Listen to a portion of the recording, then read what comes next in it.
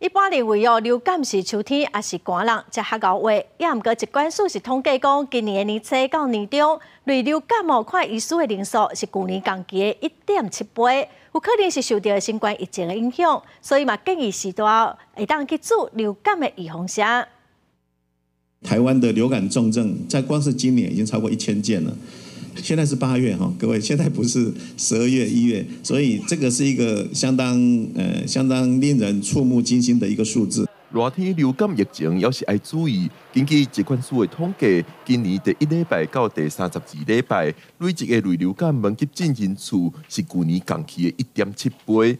医师讲，这可能是咱要在新冠疫情后的免疫负载当中，为着流感的机会提悬。像我是儿科医师，最近小孩子几乎是什么病毒、什么细菌都有哈。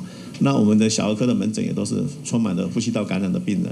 医师提醒，今年冬天拢有机会为着流感，不是只有寒天才有。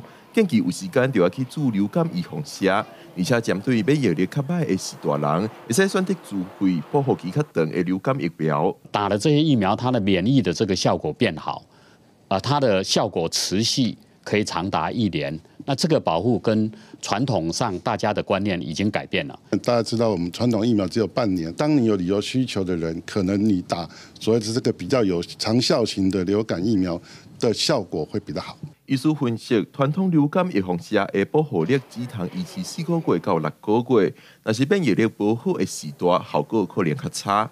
若要保护力维持较久、效果较好的预防针，目前是爱自费，疫苗效果通维持1年左右。